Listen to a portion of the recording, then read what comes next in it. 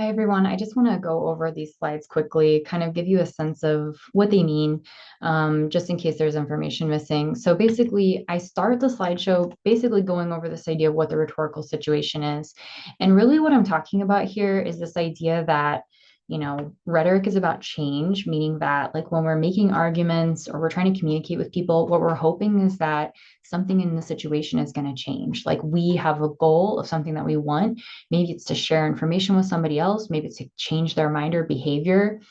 Whatever our goal is, there's going to be kind of an ideal situation in which that goal can be shared or like an ideal way for that information to be shared. And that's kind of what we're talking about with the rhetorical situation. You want to be thinking about things like, for example, your rhetorical audience, which is talking about this idea of who do I need to talk to get something changed, and like it reminds me of like the number of times that I've worked in service roles and somebody yelled at me about something that like I had no control over.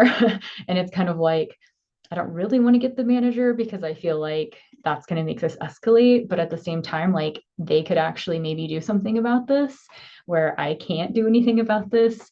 And so you just kind of want to be thinking about like, who is it that you could talk to that actually has the power to change the thing that you're hoping to accomplish? That's one of the big parts of the rhetorical situation. And the other one is really about timing. When would be a good time to make this argument? In what place or context would be a good time to make this argument? So just kind of keep in mind, like when people are talking or making an argument or something, it's not usually for no reason or out of nowhere. If we're thinking about like chicken and the egg with an argument, the argument is definitely going to come second. And so usually you want to be thinking about like, what is it that happened that caused this argument to occur in the first place? And that's kind of what we're talking about when we're talking about Kairos, by the way, is like, what made this documentary or podcast get made in this time? Why is it relevant right now? Why are people interested in this right now? And so I tend to look at like activism for examples of this. And so if you look at something like the Freedom Rides or the Freedom Riders, you might think about how those people who did that activism, going into the South on buses to prove that segregation was still happening in the South, and like these basically the reason that they did that was because there had recently been a court decision related to segregation, and they knew that that court decision wasn't being enforced, and so segregation was still happening in the South even though it was illegal. And so just kind of keep in mind that like when an argument happens, when people are talking or trying to draw attention to something or saying something, they're usually responding to something else. Okay, so kind of keep that in mind. And this one I wrote out, so I think you got that one. But I just want to kind of very, very briefly go over these rhetorical appeals. Logos is an appeal to logic. And one of the ways that people can get confused with logos is when they conflate logic and logos. You want to make sure that you're thinking of logos as an appeal to logos. They are trying to convince you that what they're saying is logical or reasonable. They might share facts with you. They might give you some language that sounds really elevated, sophisticated, and you're like, okay, great. But keep in mind that just because something sounds reasonable or logical or it makes you feel like it is, doesn't mean it necessarily is true, right? And so there is a little bit of a difference. I shared a video here that's kind of an example of this. And then I've shared some examples of things to look for. So I'm hoping this will help you because logos can be one of the hardest ones to spot of the rhetorical appeals. And this is because we tend to take it for granted, because when people give us information, they give us facts, they give us numbers, they give us a chart. We're like, great, what else do I need to see? I already agree. And you want to make sure that you are always having that skepticism still about the fact that, well, where did you get this information from?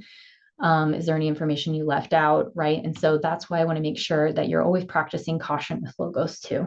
Okay, so here's what to look for: numbers, statistics, visual data, things like that, cause and effect relationships, but also make sure you're still practicing caution. Sometimes people will include facts that you want to believe that seem really, but they are like too convenient, or they're leaving stuff out because they know that that hurts their argument.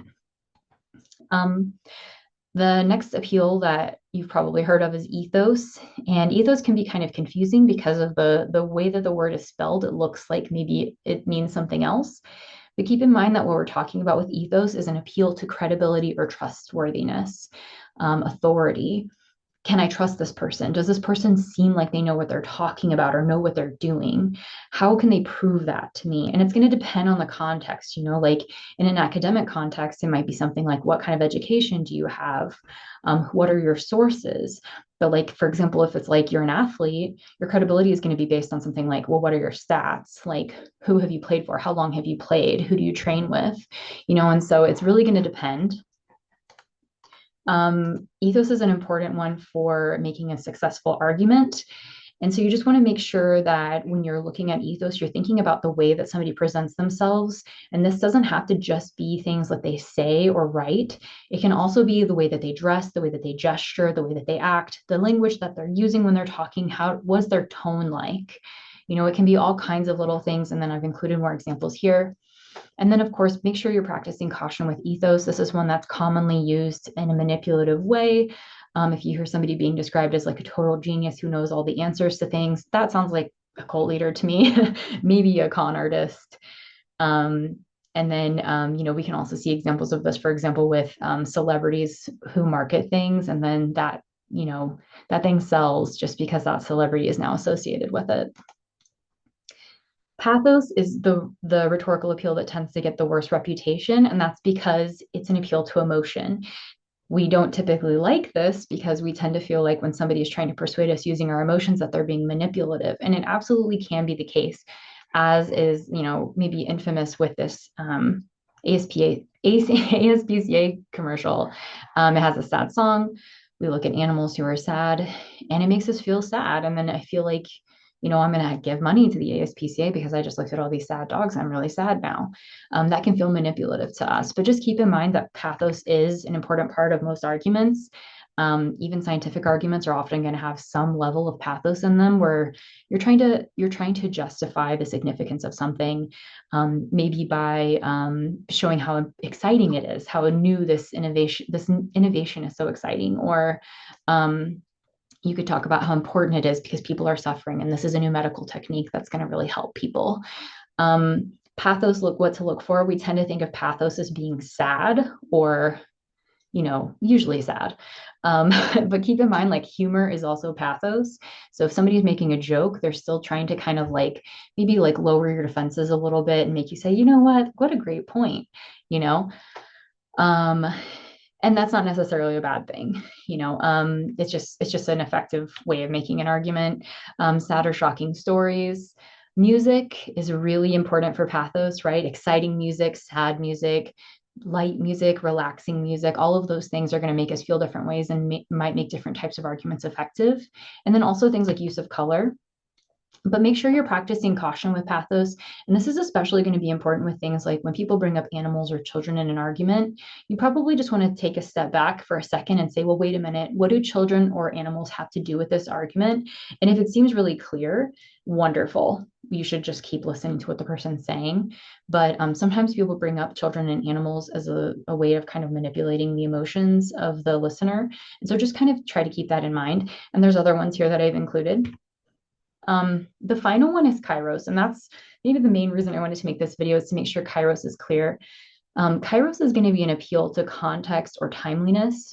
And so one of the example that I have here is a compilation of all the COVID ads, the ads that came out, pretty early on during the pandemic, the COVID-19, pandemic and quarantine. And you'll see that these commercials are using a lot of similar techniques and similar language, and that's because they're responding to the same situation. And so this is a pretty good example of Kairos. They're all responding to something. And so if we think back to that idea of the rhetorical situation, what is it that happened? COVID-19, right? And quarantine. And so then all of these companies are responding to that. They're going to play sad piano or like kind of light piano music. They're going to say now more than ever. They're going to say in uncertain times. They're going to show how loyal they've been to you and how loyal they hope you are to them, because they're all responding to the same thing. And so you want to be thinking about that too with your documentary or podcast. What are they responding to? Is it the boom in true crime documentaries? Is it this renewed interest in, serial killers or cults, for example? Is it a recent conspiracy theory that they're making a documentary about? Is it or a recent athlete, who's come up in the news lately? So try to be thinking about like why now? Why would they be making this now? And then also like why are they making this here? Like, for example, sometimes you'll see documentaries come out in two different spaces, like Max and Netflix. They'll both have a documentary come out on the same topic. And it's kind of like, how are these different? And like, why would one come out in this space versus this other space? And so just thinking about the context, the time and space where these things are released can really give you a lot of insight into Kairos. And so just keep in mind, sometimes it is kind of outside the text itself. I have some examples here of what to look for Kairos, including pop culture references, things that seem like very of the moment, or if you're watching something historical, you might notice something feels pretty dated, like a reference. I used to show a different John Oliver video that had a PT Cruiser reference in it. And it's like, that is so old now. Certain celebrities who are currently in the news, holidays, and things like that are common cultural experiences. But then also keep in mind, Kairos can be a really powerful tool of manipulation for people. If somebody's trying to rush you, they're like, you have to do it right now. That's a very effective argument technique, and it can be very manipulative. When people go through personal or societal disasters, like for example, the fires in California right now, this would be a time when, unfortunately, there are going to probably be a lot of scammers going in to try to get insurance money. There's people who file paperwork. There's a lot of problems with insurance with those fires, but they would file paperwork to claim insurance money of people who have actually lost property, for example. That's a very common technique. And people are more susceptible when something like that happens because, of course, you're like, you've just gone through something so terrible. And then also trending items and practices. This one's like maybe sounds more minor, but you might just think about the fact that like everybody might be doing a thing at a time. And then you think, well, I better do it too. And then like a few weeks later, you're like, wow, that was really stupid. I wish I hadn't done that. All right. That's it for this video. I hope this has been helpful, and I'll see you all next week.